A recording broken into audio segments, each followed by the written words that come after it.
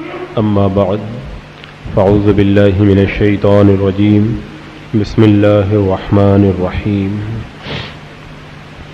إن الله وملائكته يصلون على النبي يا أيها الذين آمنوا صلوا عليه وسلموا تسليما اللهم صل على سيدنا وشفيعنا وحبيبنا ومولانا محمد وبارك وسلم صلاة وسلام عليك يا رسول الله صلى الله تعالى عليك وسلم۔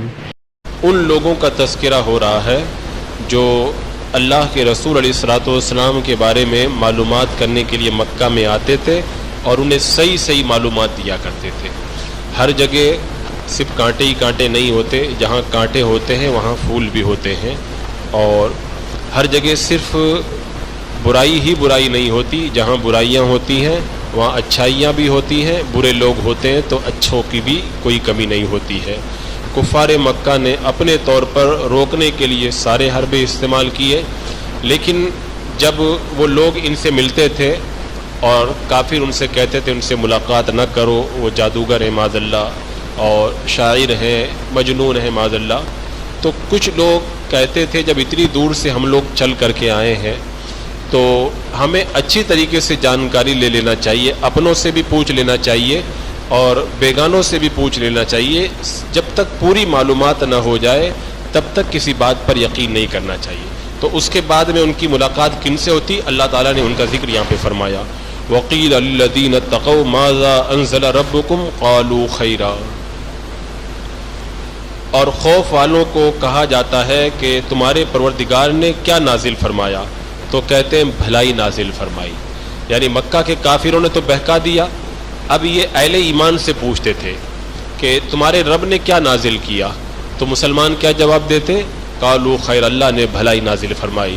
یعنی ساری بھلائیوں کا جو ایک مجموعہ قرآن مقدس ہے، اللہ تبارک و تعالیٰ نے وہ قرآن مقدس نازل فرمایا۔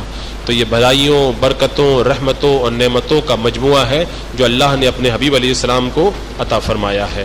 تو یہ اہل ایمان کا جواب ہوتا تھا۔ اور اس کے بعد نے فرمایا للذین احسنوا فی ہذہ الدنیا حسنہ، یعنی پچھلی آیت میں بتایا تھا کہ جو غلط بیانی سے کام لیتے ہیں، اللہ کے رسول علیہ السلام سے روکتے ہیں، ان کے لیے جہنم ہے۔ اب بتایا جا رہا ہے جو اللہ کے رسول کا صحیح پتہ بتاتے ہیں ان کے لیے کیا انعام ہے۔ فرمایا للذین احسنوا فی ہذہ الدنیا حسنہ، جنہوں نے نیکی کی ان کے لیے دنیا میں بھلائی ہے۔ یعنی جو اللہ کے رسول علیہ السلام کا صحیح پتہ بتا رہے ہیں، اللہ تبارک و تعالیٰ نے فرمایا ان کے لیے دنیا میں بھلائی ہے، اور وَلَدَارُ الْآخِرَةِ خَيْرٌ وَلَنِعْمَ دَارُ الْمُتَّقِينَ، اور آخرت تو ان کے لیے اور زیادہ بہتر ہے، اور یقیناً پرہیزگاروں کا کیا ہی اچھا گھر ہے۔ کتنی پیاری بشارت عطا فرمائی رب تبارک و تعالیٰ نے کہ باہر سے آنے والے بیچارے مسافروں کو صحیح راستہ بتا رہے ہیں یہ لوگ۔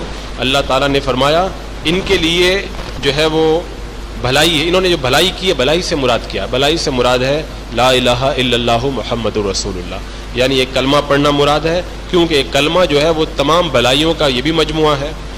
اور اللہ تعالیٰ نے فرمایا ان کے لیے دنیا میں جو ہے وہ بہتر اجر ہے، یعنی اللہ تعالیٰ دنیا میں ان کو خوب انعام و اکرام سے نوازے گا۔ جیسے مثال کے طور پر ان کے جو ہے وہ خون کی حفاظت ہوگی، ان کے مال کی حفاظت ہوگی، ان تعریف کے مستحق ہوں گے، دشمنوں پہ اللہ تعالیٰ ان کو فتح عطا فرمائے گا، اور اللہ تعالیٰ انہیں اور کیا کیا نعمتیں دے گا، یعنی ان پر غیب کی چیزیں اللہ تعالیٰ منکشف فرما دے گا، اور ان کو اللہ تعالیٰ کرامتوں سے نوازے گا۔ یہ دنیا کے اندر انعام، اور پھر آخرت میں فرمایا آخرت کا ثواب تو پھر بہت بہتر ہے، یعنی آخرت کا جو اجر ہے اور آخرت کا جو گھر ہے اس کی تو بات ہی نہ پوچھو۔ آخرت کے مقابلے میں دنیا کیا ہے؟ بس آپ آسانی سے یوں سمجھ لیں کہ دنیا ٹھیکری ہے اور آخرت موتی ہے۔ ایک ٹھیکری کی موتی کے سامنے کیا حیثیت ہوا کرتی ہے، اور یہ مثال بھی پوری فٹ نہیں ہے۔ ٹھیکری کی کچھ تو قیمت ہوتی ہے، دنیا کی تو کچھ بھی قیمت نہیں ہے۔ تو جو کچھ بھی نہیں ہے اس کے مقابلے میں آخرت جو ہے وہ کتنا بڑا انعام ہے۔ اللہ تبارک و تعالیٰ نے فرمایا وَلَنِعْمَ دَارُ الْمُتَّقِينَ، پرہیزگاروں کے لیے آخرت کا گھر کیا ہی بہتر ہے۔ یہ اللہ تعالیٰ نے انعام کا ذکر کیا ان لوگوں کے لیے جو مکہ کے اندر اللہ کے رسول سے ملاقات کے لیے آتے تھے اور انکوائری کرتے تھے، یہ لوگ صحیح پتہ بتا دیتے تھے۔ اب اس کے بعد میں اللہ نے مزید انعام کا ذکر فرمایا، ارشاد فرمایا ان کو اور کیا انعام ملے گا، جنات و عدن، ان کو بسنے کے باغات ملیں گے. عدن کے باغات, یہاں پر عدن کے باغات کا تذکرہ ہے جس کے بارے میں روایتوں کے اندر تفصیلات آئی ہیں جن کا ذکر آئے گا. اب وہ عدن کے باغات کیسے ہیں؟ تجری من تحتها الانہار, ان کے نیچے نہریں بہتی ہیں, یعنی ان کی جو منزلیں ہیں ان کے نیچے 4 نہریں بہتی ہیں اور ہر منزل میں بہترین چشمے ہیں. اور ان کے لیے کیا ہے؟ فرمایا کہ لہم فیہا ما یشاؤون, ان کے لیے اس میں وہ ہے جو وہ چاہیں. انسان دنیا میں بہت چاہتا ہے یہ ہو جائے وہ ہو جائے, لیکن نہیں ہوتا ہے. دنیا میں کوئی ایسا انسان آپ بتا دو جس کی ہر خواہش پوری ہوئی ہو. وہ مرزا غالب نے بڑی حسرت کے ساتھ میں کہا تھا کہ ہزاروں خواہشیں ایسی کہ ہر خواہش پہ دم نکلے, بہت نکلے پھر بھی میرے ارمان کم نکلے.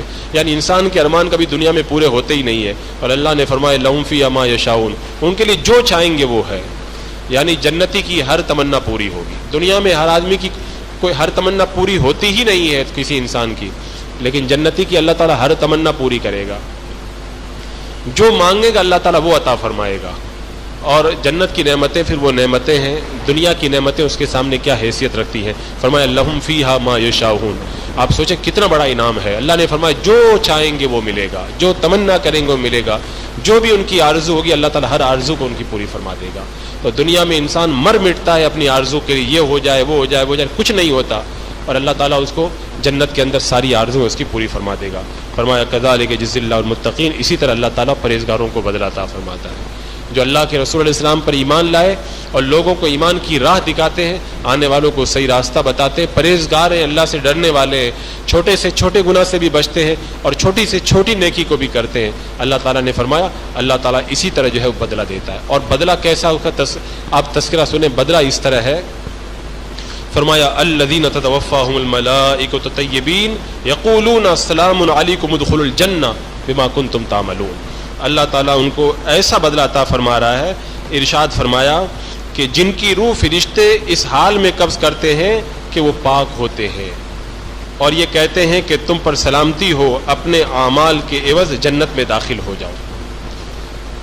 اور یہ انعام کتنا بڑا ہے اس کا آپ ذرا تصور کریں. یعنی جب حضرت ملک الموت آتے ہیں ان پرہیزگار لوگوں کے پاس میں, یہاں پہ فرمایا جب ملائکہ ان کو موت دیتے ہیں, ملک الموت تو ایک ہی ہے, ملائکہ موت دیتے ہیں, اس کا مطلب یہ ہے کہ روح قبض کرنے والا فرشتہ تو ایک ہے لیکن اس کے ساتھ میں اور بھی بہت سارے لوگ آتے ہیں. روایتوں میں آتا ہے جب بندے کے انتقال کا وقت قریب آتا ہے تو حضرت ملک الموت اس کے قریب میں آتے ہیں اور ان کے ساتھ میں اور بھی بہت سارے فرشتے رہتے ہیں.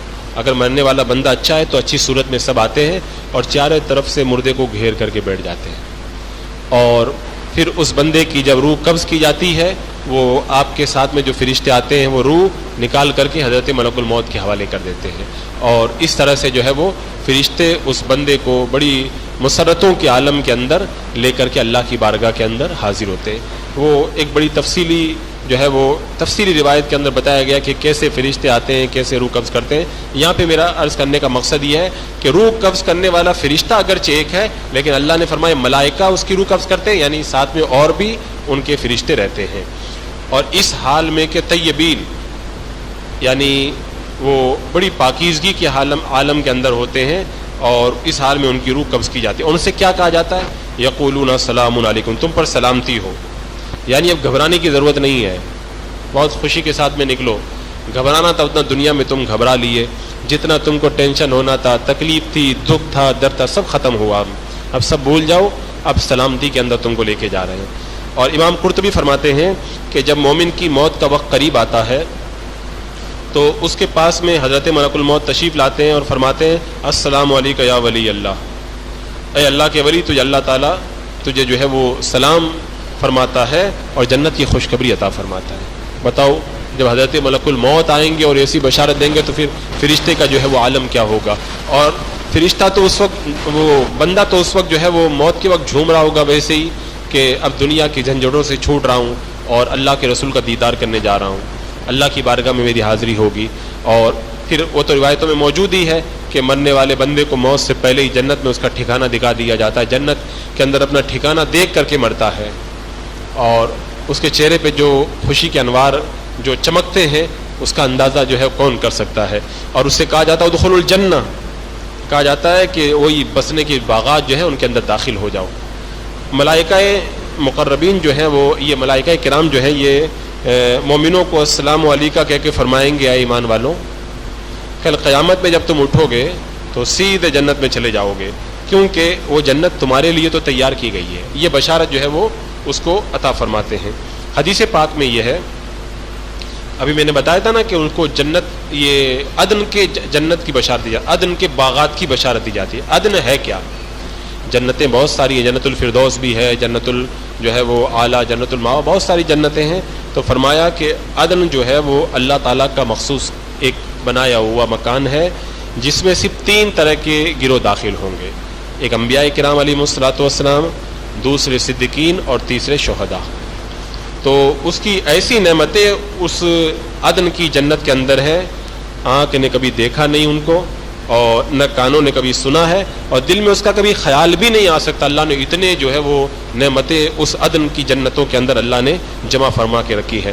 حدیث پاک میں ہے، اللہ کے رسول صلی اللہ تعالیٰ علیہ وسلم نے ارشاد فرمایا کہ اللہ تعالیٰ نے عدن کے اندر بلا واسطہ اپنے دست قدرت سے باغات تیار فرمائے، اور اس کا گارا جو ہے وہ مٹی کا گارا نہیں ہے، مشک کا گارا ہے اس کا، اور اس کی مٹی جو ہے وہ خالص موتیوں کی بنائی ہوئی ہے، اور اس کی ایک اینٹ سونے کی، پھر ایک چاندی کی، اس طرح اینٹ سونے چاندی کی کر کے جو ہے سجائی گئی ہے، اور اللہ تعالیٰ نے اس میں اپنی قدرت کاملہ سے درخت لگائے ہیں۔ اور اللہ تعالیٰ نے جنت عدن سے فرمایا، بول تو کیا کہتی ہے؟ تو جنت عدن نے عدل کیا، قد افلح المؤمنون، اللہ ایمان والے کامیاب ہو گئے، بے شک ایمان والے کامیاب ہو گئے۔ اللہ تعالیٰ اس کے جواب میں فرماتا ہے، تو مبارکبادی کی مستحق ہے کہ تیرے اندر جو ہے وہ بادشاہ ٹھہریں گے، بادشاہ ٹھہریں گے، یعنی وہی انبیاء کرام، صدیقین اور شہداء جو ہے وہ تیرے اندر آ کر کے قیام کریں گے۔